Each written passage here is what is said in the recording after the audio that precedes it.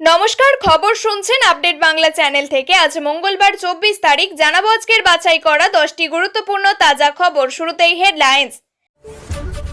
Iran ও ইসরায়েলের মধ্যে যুদ্ধবিরতি ঘোষণা করলেন ডোনাল্ড ট্রাম্প, বেঁধে দিলেন সময়।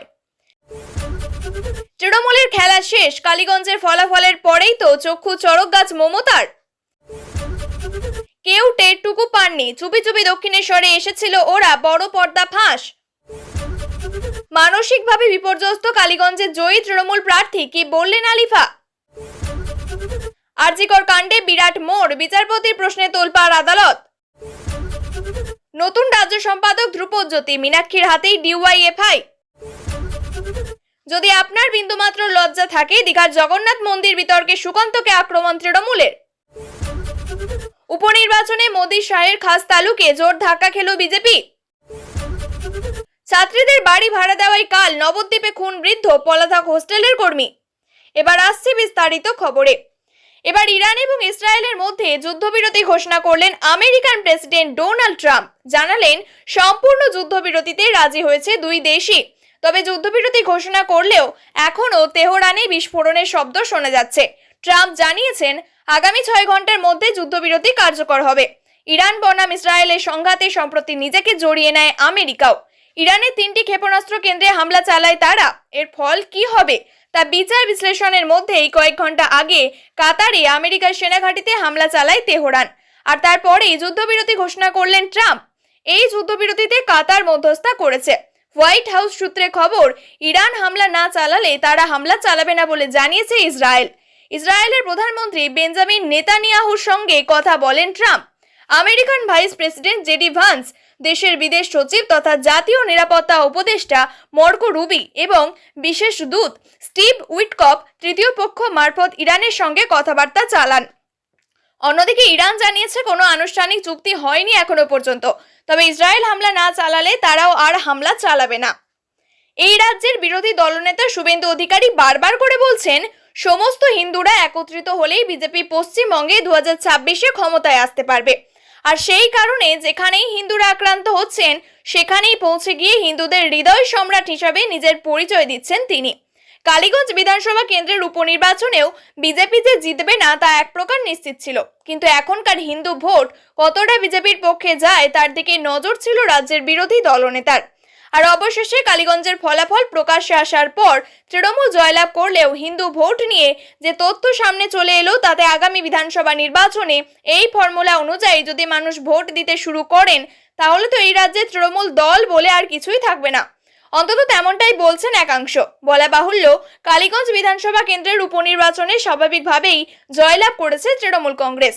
বিজেপি নিশ্চিত ছিল যে এই বিধানসভা কেন্দ্রে মুসলিম ভোটারদের সংখ্যা বেশি, কাজেই তৃণমূলও যে খুব সহজেই জিতে যাবে তা বলার অপেক্ষা রাখে না। আর দ্বিতীয়ত, এটা উপনির্বাচন, আর উপনির্বাচনে যে শাসকদের পক্ষেই রয়ে যায় তা সকলেই জানে। তবে এত কিছুর মধ্যে তৃণমূল জিতলেও এই কালীগঞ্জ বিধানসভা কেন্দ্র 109টি বুথ হিন্দু প্রভাবিত। আর সেই সমস্ত বুথেই লিড পেয়েছে ভারতীয় জনতা পার্টি, যেখানে হিন্দু প্রভাবিত মাত্র একটি বুথে এগিয়ে রয়েছে তৃণমূল কংগ্রেস। এদিন সেই তথ্য দিয়েই রাজ্যের বিরোধী দলনেতা শুভেন্দু অধিকারী বলেন, এটা অবশ্যই অত্যন্ত ভালো দিক। এই বিধানসভা কেন্দ্রে 109টি হিন্দু বুথ রয়েছে, যার মধ্যে 108টিতে এগিয়ে রয়েছে বিজেপি। এটা অত্যন্ত গুড সাইন। শতাংশের দিক থেকে বিজেপি 72.06% হিন্দু ভোট পেয়েছে, অর্থাৎ 73%। প্রতিদিন বহু ভক্তের আনাগোনা হয় দক্ষিণেশ্বর মন্দিরে। কালী পুজোর সময় তো বটেই, কিন্তু তার বাইরেও প্রচুর মানুষ নিত্যদিন আসেন এখানে। এবার সেই দক্ষিণেশ্বরের রাজাবাগান এলাকা থেকে উঠল বড় অভিযোগ। বাসে করে চুপি চুপি উত্তরপ্রদেশ থেকে হাজির হয়েছিল দুষ্কৃতীরা, কিন্তু রেহাই পাননি। মাদক সহ বাস এবং ম্যাটাডোর ভ্যান আটক করল দক্ষিণেশ্বর থানার পুলিশ। জানা গিয়েছে, দক্ষিণেশ্বরের রাজাবাগান এলাকায় চলছিল পুলিশের নাকা চেকিং। সেই সময় উত্তরপ্রদেশ থেকে বাসে করে দুষ্কৃতীরা নিয়ে এসেছিল নিষিদ্ধ মাদক ফেনসিডিল। দক্ষিণেশ্বরের রাজাবাগান এলাকায় সেই বাস থামিয়ে দেয় দক্ষিণেশ্বর থানার পুলিশ। বাস থামানোর সঙ্গে সঙ্গে বাস থেকে দুষ্কৃতীরা নেমে পালিয়ে যায়। বাসের সঙ্গে ছিল একটি ম্যাটাডোর ভ্যান। কোটি কোটি টাকার নিষিদ্ধ মাদক ভর্তি বাস, ম্যাটাডোর ভ্যান বাজেয়াপ্ত করল দক্ষিণেশ্বর থানার পুলিশ। পলাতক দুষ্কৃতীদের খোঁজে বিভিন্ন জায়গায় তল্লাশি চালাচ্ছে দক্ষিণেশ্বর থানার পুলিশ। উল্লেখ্য, এ রাজ্যে ভিন রাজ্যের দুষ্কৃতীদের আনাগোনা যে বাড়ছে তা আরও একটি বড় উদাহরণ হলো শিলিগুড়ির ঘটনা। সেখানেই রাজস্থান এবং বিহার থেকে ডাকাত দল বাংলায় ঢুকে কোটি কোটি টাকা লুট করে পালানোর ছক কষেছিল। তবে শিলিগুড়ি মেট্রোপলিটন পুলিশ গ্রেপ্তার করেছে অভিযুক্তদের। 21 নির্বাচনে বাবার জেতা আসনের উপনির্বাচনে তিনি জয়ী হয়েছেন, কিন্তু সেই জয়ের পর বোমাবাজিতে এক নাবালিকার মৃত্যুতে মানসিকভাবে বিপর্যস্ত কালীগঞ্জের জয়ী তৃণমূল প্রার্থী আলিফা আহমেদ। বছর 11 নাবালিকা তামান্না খাতুনের মৃত্যুতে শোক প্রকাশ করে তিনি বলেন, দোষীদের কঠোর শাস্তির জন্য পুলিশকে বার্তা দিয়েছেন। ভবিষ্যতে তামান্নার পরিবারের পাশে থাকবেন বলে সোশ্যাল মিডিয়ায় এক ভিডিও বার্তায় জানালেন তিনি। দৃশ্যত বিপর্যস্ত তৃণমূলের জয়ী প্রার্থী আরও বলেন, আমি নিজে একজন মা, একজন মায়ের কোল খালি হলে কেমন লাগতে পারে আমি বুঝি। এই ঘটনা কাম্য করিনি। এই ঘটনার তীব্র নিন্দা জানাই। আমি ভীষণ ক্ষুব্ধ। এই পরিবারকে সমবেদনা জানানোর কোনো ভাষা নেই। যতটা সম্ভব এই পরিবারের পাশে থাকব। ভবিষ্যতে যাতে বোমাবাজির ঘটনায় কোনো শিশুকে প্রাণ হারাতে না হয় সেটা দেখব। প্রশাসনের সঙ্গে আলোচনা করব।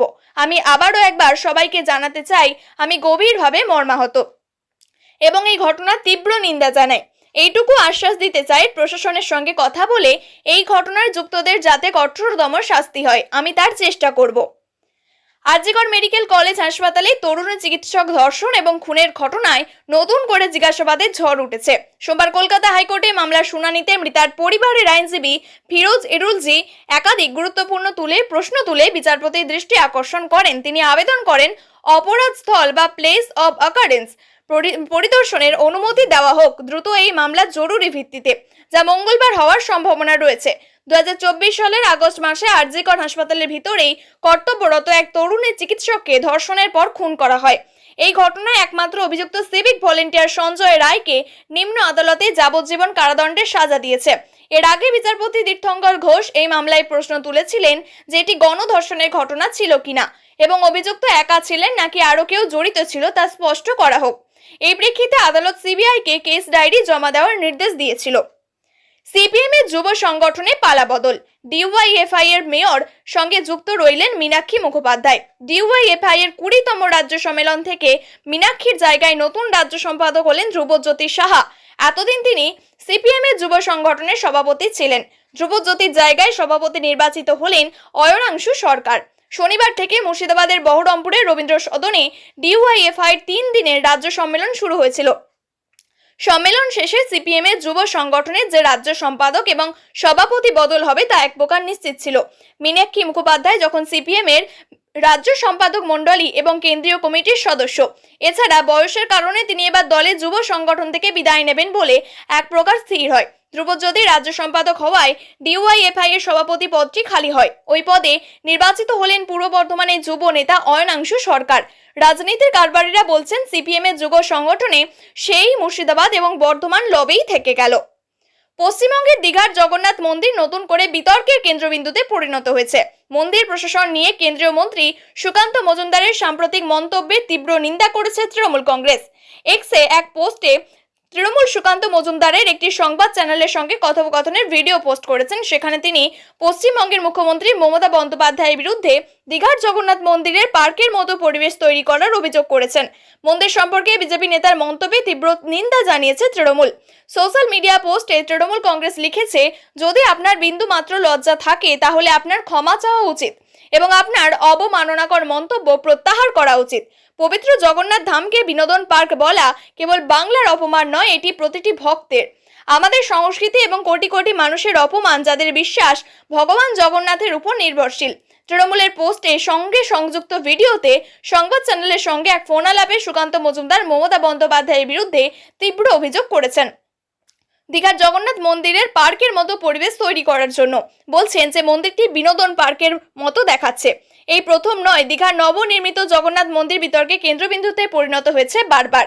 এর আগে অনেক বিজেপি নেতা আধ্যাত্মিক গুরুদেবের সাথে দীঘার মন্দিরের নাম জগন্নাথ ধাম রাখার বিরোধিতা করেছিলেন।